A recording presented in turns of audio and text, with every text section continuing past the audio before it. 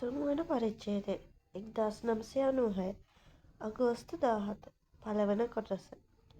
අවිෂ්ක තවමත් නිශානි දෙස බලා සිටියේ විශ්වාස කළ නොහැකි බැල්මකිනි. ඔයා ජීවත් වෙලා හිටියද?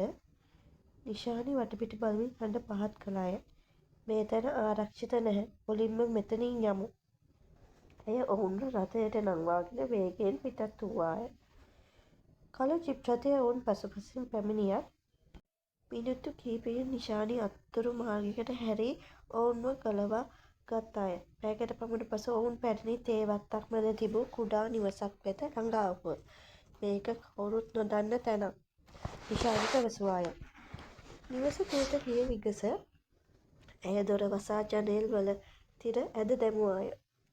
අවිෂ්ක තව දුරටත් ඉවසීමට නොහැකි විය.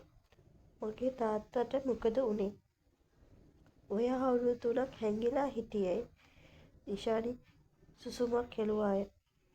ඒ හැම ප්‍රශ්නයකටම උත්තරේ තියෙන්නේ 1996 අගෝස්තු 17 දවසේ. ඇය අවිෂ්ක අතේ තිබූ USB දායකය ඉල්ලා ගත්තේය. පැරණි ලැප්ටොප් පරණයකට එය සම්බන්ධ කළාය. තිරය මත එකම ෆෝල්ඩරයක් දිස්සිය. ඕගස්ට් 17 1996 අවිෂ්කගේ හදවත වේගයෙන් ගැහෙන්නට විය. නිශානි ෆෝල්ඩරය විවෘත කළාය. එහි තිබුණේ ස්කෑන් කළ ලිපිගොනු ඡායාරූප සහ හඬපටි කිහිපයකි. මේවා ඔයාගේ තාත්තගේ රහස් පිටපත්, ඇය කීවාය. පළමු ඡායාරූපය තිරය මත දිස්සිය. අඳුරු වැව අසල පොලිස් වාහන කිහිපයක් නතර වී තිබුණි. ඒ අසල සුදු රෙද්දකින් වසා තිබූ මළසිරුරක්ද පෙනුණි.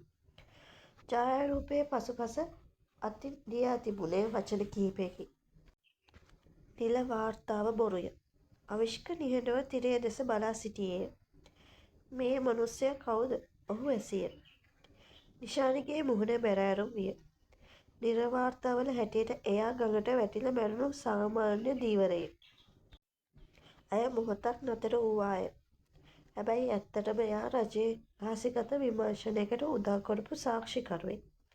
මේ මොහොතේ ලැප්ටොප් තිරය එකවරම කළු විය. ඉන්පසු රතු අකුරින් එකම වාක්‍යයක් දිස්විය. Unauthorized access detected. නිශානිගේ මුහුණේ ලේ පැහැ නැති වී ගියේය. අපිව හොයාගන්න. ඇයගේ වාක්‍ය අවසන් වීමටත් පෙර නිවසින් පිටත වාහන කිහිපයක් නතර වන හඬ ඇසුණි. තුන්වන පරිච්ඡේදය දෙවන කොටසින් දිගටම හමුවෙමු. මේ කතාවේ ඇත්ත හෙළි වෙන්නේ ඉතිරි කොටස්වලයි. ඔයාට මේ කතාව රසවත් නම් channel එක subscribe කරලා like එකකුත් දෙන්න. ඔයාගේ සහයෝගය අපිට තවත් හොඳ කතා ගෙන එන්න ශක්තියක් වෙනවා.